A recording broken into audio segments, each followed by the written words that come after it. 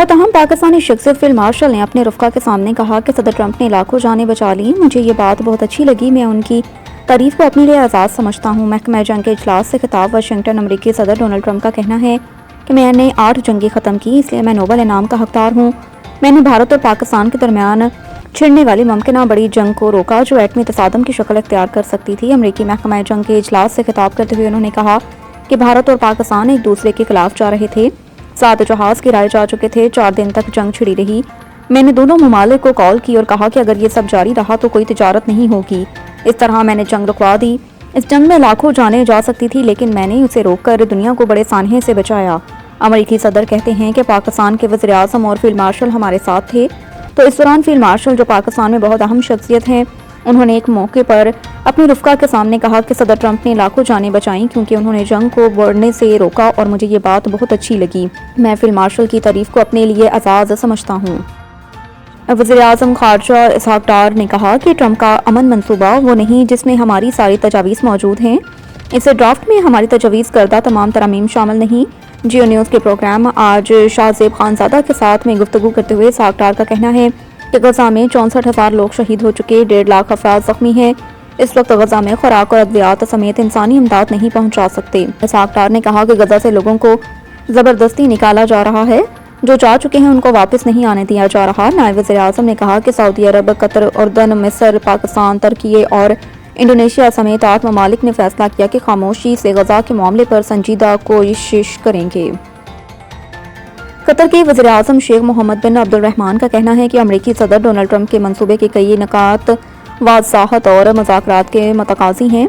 उन्होंने अपने बयान में कहा कि गजा से इसराइली अफ़वाज के इनकला के मामले पर वज़ाहत दरकार है। इसराइली अफ़वाज के इनकला पर मज़ीद बातचीत होनी चाहिए। कतर के वज़ीर आज़म ने बताया कि पीर को जो पेश किया गया वो असूलों की एक फ़हरिस्त थी जिसके तफसीलात पर बातचीत की ज़रूरत है। कतरी वज़ीर आज़म का कहना था कि उम्मीद है तमाम फ़रीक़ैन मंसूबे को तमीरी अंदाज में देखेंगे। गजा में फ़लस्तीनी इंतज़ामिया पर अमरीका के साथ बातचीत की जाएगी।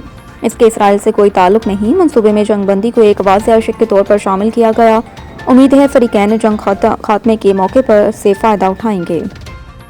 लाहौर हुकूमत ने रात गए पेट्रोल और डीजल महंगा कर दिया। वफाकी हुकूमत ने एक मरतबा फिर अवाम पर पेट्रोल बम गिरा दिया। वफाकी हुकूमत की जानिब से पेट्रोलियम मसनूआत की कीमतों में 15 अक्टूबर तक के लिए इजाफे का नोटिफिकेशन जारी कर दिया। हुकूमत ने पेट्रोल 4 रुपये 7 पैसे जबकि हाई स्पीड डीजल 4 रुपये 4 पैसे महंगा कर दिया। यूँ पेट्रोल की नई फ़ी लीटर कीमत 268 रुपये 68 पैसे मुकर्रर कर दी, जबकि डीजल की नई फ़ी लीटर कीमत 276 रुपये 81 पैसे मुकर्रर कर दी। नई कीमतों का इतलाक 15 अक्टूबर तक के लिए किया गया। इससे कबल oil and gas regulatory authority ने एलपीजी गैस की कीमत में कमी का ऐलान कर दिया। ओगरा ने एलपीजी की कीमत में 6 रुपये 70 पैसे फ़ी किलो कमी करते हुए माह अक्टूबर के लिए फ़ी किलो गैस की कीमत 207 रुपये 49 पैसे मुकर्रर कर दी। गॉस्पेल सिंगिंग मुकाबला वॉइस ऑफ वर्शिपर्स का तीसरा सीज़न मारूफ रिकॉर्डिंग इदारा खोखर स्टूडियो गुज़िश्ता 2 दहाइयों से गॉस्पेल मौसीकी के फ़रोग़ में नुमायाँ खिदमात सर अंजाम दे रहा है। इसी सिलसिले की एक कड़ी के तौर पर नौजवान पुरसतारों के दरमियान गॉस्पेल सिंगिंग मुकाबला वॉइस ऑफ वर्शिपर्स का तीसरा सीज़न 27 सितंबर को United Gospel Assembly Church G7 two Islamabad में मुनक्किद हुआ। क्वार्टर फाइनल में मुल्क के मुमताज़ पुरसतार और म्यूसिकार नुमान जावेद, आसिफ बोगर, अनम अशरफ और अशबील शाद ने जजेस के फ़राइज़ अंजाम दिए, जबकि प्रोग्राम की निज़ामत मारूफ शायर शहबाज चौहान ने की। अलीना सिकंदर, लिया फारिस, उजाला शहबाज, रहीला सलीम और नायला रंधावा मावनीन थी। मुकाबले में मुल्क भर से आए तकरीबन 40 नौजवान पुरसतारों ने हिस्सा लिया, जिनमें से 24 शुरका का सेमीफाइनल तक पहुंचने में कामयाब हुए।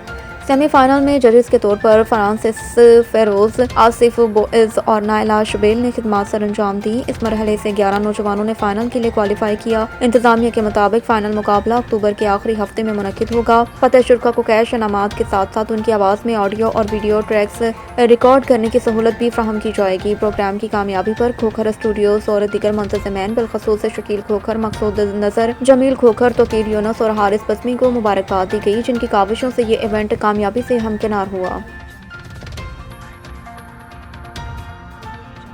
कराची में महकमा मौसमियात ने आज भी हल्की बारिश का इम्कान जाहिर किया। महकमा मौसमियात के मुताबिक आइंदा 24 घंटों के दौरान शहर भर में मतला जुज़वी तौर पर अबर आलूद रहेगा, जबकि शहर में हल्की बारिश और बूंदाबांदी का इम्कान। महकमा मौसमियात का बताना है कि आइंदा 24 घंटों के दौरान ज़्यादा से ज़्यादा दर्जा हरारत 35 से 37 डिग्री सेंटीग्रेड तक रहने का इम्कान, जबकि गुज़िश्ता 24 घंटों के दौरान कम से कम दर्जा हरारत 25.5 डिग्री सेंटीग्रेड रिकॉर्ड किया गया।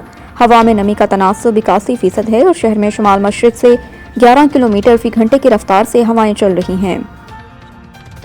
एशियन क्रिकेट काउंसिल ACC के सदर और पाकिस्तान क्रिकेट बोर्ड के चेयरमैन मोहसिन नकवी ने कहा कि भारत और अगर एशिया कप की ट्रॉफी चाहिए तो मेरे दफ्तर आकर वसूल करें। एशियन क्रिकेट काउंसिल का इजलास दुबई में मोहसिन नकवी की ज़ेर सदारत हुआ, जिसमें PCB और भारतीय क्रिकेट बोर्ड के हुकाम आमने सामने आ गए। ज़राए के मुताबिक इजलास में भारतीय क्रिकेट बोर्ड के नायब सरबराह राजीव शुक्ला ने एशिया कप 2025 की ट्रॉफी देने का मुतालबा किया तो ACC के सदर मोहसिन नकवी ने याद दहानी कराई कि इजलास के एजेंडे में ये मामला शामिल नहीं है। राजीव शुक्ला को बताया गया कि एशिया कप के फाइनल के बाद सदर मोहसिन नकवी स्टेडियम में मौजूद थे, मगर भारतीय क्रिकेट टीम ने खुद ही ट्रॉफी लेने से इनकार किया। इजलास में चेयरमैन PCB मोहसिन नकवी ने कहा कि अगर भारत को ट्रॉफी चाहिए तो एशियन क्रिकेट काउंसिल के दफ्तर या फिर कोई तकरीब मुनक्किद करके मुझसे ट्रॉफी वसूल कर ले। इजलास के शुरा ने भारतीय कप्तान सूर्या कुमार यादव के हाथ ना मिलाने और मैच के बाद सियासी बयानात देने की मज़ाहमत भी की।